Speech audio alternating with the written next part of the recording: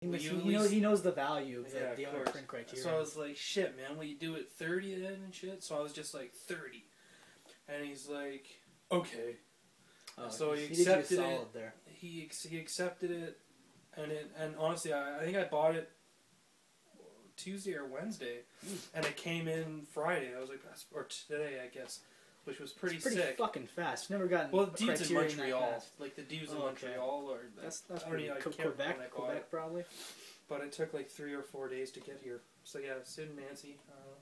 Yep. This is awesome. This movie, I didn't even know this movie was being released. Like, it's not technically a movie, more as it is a Q&A kind of. It's like a special, yeah. And I had no idea that this was coming out, because I didn't go there to buy this. Yeah. I went there to buy another movie, which I'll show in a minute. But it's basically about my hero, man. It's Jay and Silent Bob Get Irish. Yeah. Right on, man. So this is pretty much the end of their... the teabagging in the UK. It's the end of their UK tour. Yeah. So it's pretty cool. Like they go to Dublin, Ireland, and all that crap. And then there's like a bonus disc. Oh, there's a fucking rainbow on the cover. Oh yeah. I guess the pot of gold. Yeah. So random. And there's a bonus disc in here where it has a Vegas show. Oh, nice. And instead of doing like the Let Us Fuck that they normally do, they do Let Us Act. Okay. And they bring out... Let Us Fuck is way funnier. Let Us Fuck? That's a way funnier game. Oh yeah, I agree. Because you're going to find out why. Because they bring in adult film stars Katie Morgan. They spelled her name. They called her Kathy in this. And porn star Cassidy. I'm not sure who Cassidy is. I don't think I've ever seen a fucking porno. retard. I've never seen... I don't think I've seen one of her pornos. But she cannot fucking act. Which pretty much, she's a porn star. I get it. She's one of those porn stars. Yeah. Like she tries to do it, and Muse is the guest director, kind of. So it's not Kevin directing; it's Muse. Oh. So Kevin's directing Muse, who's directing Katie Morgan and Cassidy, right? So he's directing this Cassidy, and he's just like, "What the fuck are you doing? Like that is terrible acting." And Muse is the one saying this. It's just pretty funny. So I was laughing my head off. Muse is like a fucking. You can't even really call him an actor. Not really. Not really. I mean, he does a few things. He kind of got into movies by like fucking chance. Yeah. Oh, Kevin Smith, right? Yeah. Clerks. He was on Todd and the Book of Pure Evil, which was fucking hilarious. Yeah. Like I wish that show was. He gets work outside of the Muse universe. And he was in that movie. I don't think with the little midget cop. What was the fucking movie? Oh shit! Silent but deadly. Oh, that was so good. That was hilarious. That was actually he actually did some acting in that one. And he's in like this new movie that came out, Noobs or something like that. He was also in a movie called Bitten, where he... Bitten! I like that movie. That was pretty cool. He was pretty awesome in that. I have to give him up to him in that movie. I gotta give him up to him in that movie, Bitten. Yeah, I like that one. And, I thought, like, that looked like it was typically Canadian in the sense. Oh, very Canadian. Yeah. And I guess, thirdly, like the last movie I bought this week was, you know what? The Perks of Being a Wallflower. Yeah, man. Great movie. Honestly, great book. Great movie. This was a movie we have been waiting for a long time because we wanted something that would reinvent the high school movie. Yeah. So it was definitely something that hit me pretty good. Oh yeah, it hits you really hard. It was a movie that inspired me a lot. Like I've watched it 4 or 5 times since I bought it Tuesday. I've watched it like every night or something. Like I gotta find it funny the scene where like Ezra Miller when he calls him faggot and he's like, "Say that shit again! Say that again! Say that again!" He's awesome though, Ezra Miller. Yeah. He's amazing, and he was on like second season Californication. Yeah, Becca's boyfriend or something for a very short period. He was only like 4 or 5 episodes. Yeah, because like he ended up moving. No, he cheated on Becca, remember? So that was pretty much the end of that. What a little creep. What a little asshole, man. And Emma Watson, like this is like, she's all, like with this movie, she's already reinvented herself outside of Harry Potter. Yeah. Because Daniel Radcliffe did what? The Woman in Black? Which... Bullshit. Well, I refuse to see... This looks stupid. Even he does seem pretty pimp in that new movie he's doing. Yeah, the one where he plays Allen Ginsberg. Yeah, and that seems Jack pretty good. Dane DeHaan playing a very wimpy Jack Kerouac, I'd expect. It's like Jack Kerouac was a man's man. Daniel Craig kind of looks like Jack Kerouac. I want to get really? him. I've never seen Jack Kerouac. I guess there's pictures of him. You'll see him and you'll be like, Daniel Craig should play him. But he's a little old, I guess. Oh, I guess it was the older version of it. And Logan Lerman. I think this is the first thing I've seen him in. I know I've seen. You haven't seen Logan Lerman? He was in 3:10 to Yuma. Oh, okay, never mind. Yeah. And Three Musketeers. He was in it. I've never seen that. When he was a little kid, he was in this movie with Drew Barrymore called Riding in Cars with Boys. He played the 8-year-old version of her son. That was Logan Lerman? That was Logan Lerman. Okay, so I've seen a lot more things with Logan Lerman. Oh, yeah. Remember where he throws the fucking snowball at the house? He's like, fuck you, Mom. That was him. That was Logan Lerman. I didn't know that. And Percy Jackson, Olympian lightning fucking thief. Oh, yeah. He was in the Percy Jackson movie. I haven't seen that, but... Don't plan on seeing it. Okay. I wouldn't plan They're on making a sequel, so I don't know. I guess. Franchise. And Ezra Miller... Phenomenal. He's amazing. And he's bi too, so which I found out pretty recently. Which really, Such a random thing to bring up. He's bi. Oh, by the way, he's also a bisexual. No, for this movie, he plays a full-fledged gay. That's what I mean. He played it so perfectly because it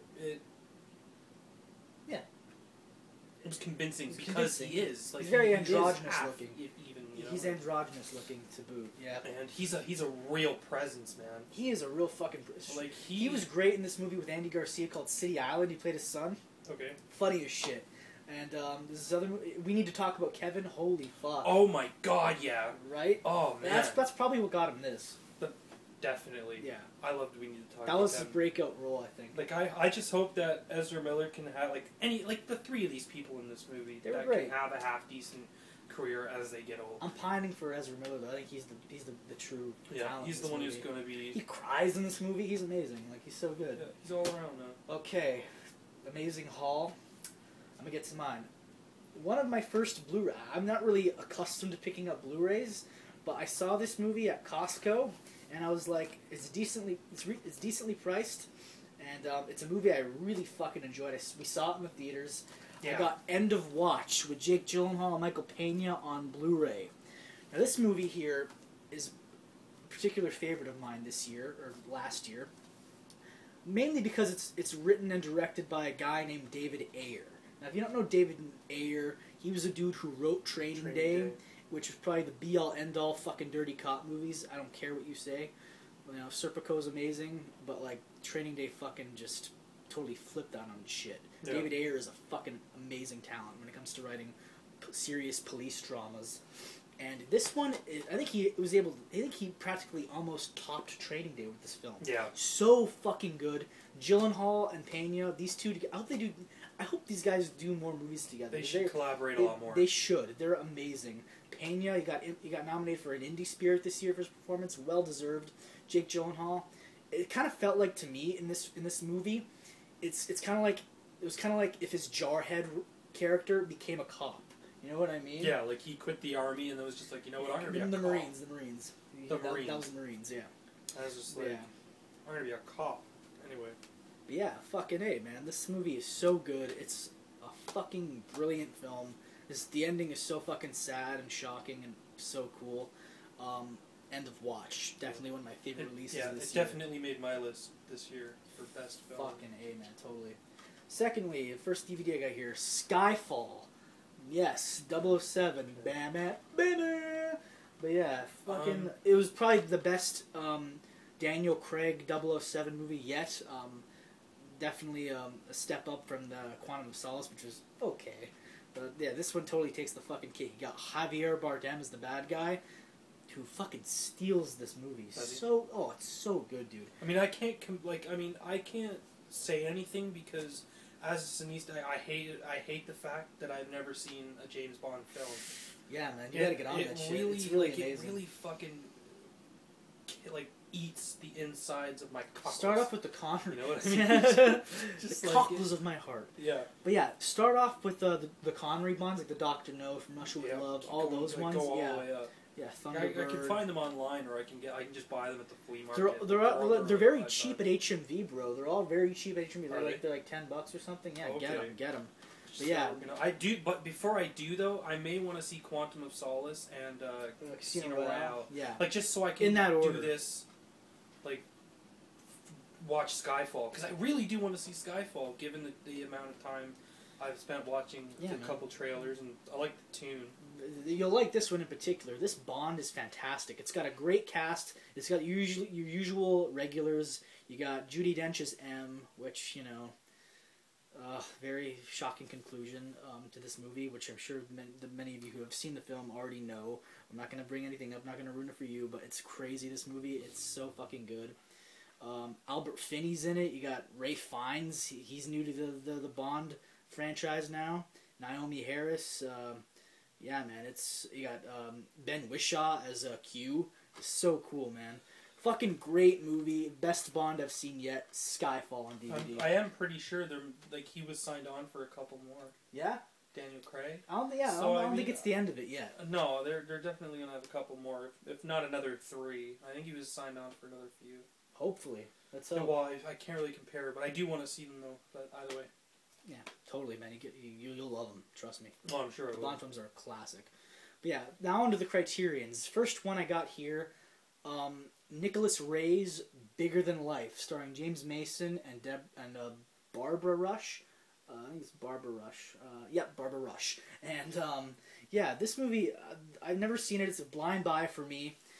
Sounds awesome. It sounds awesome. The basic plot to this movie is James Mason plays a guy who suffers from an illness. He goes to see his doctor. He prescribes cortisone to him, and then he gets addicted to cortisone, and he basically turns into a psychopath and terrorizes his whole family. Becomes evil from his addiction to cortisone. It's kind of like about how drugs can mess with your mind. It's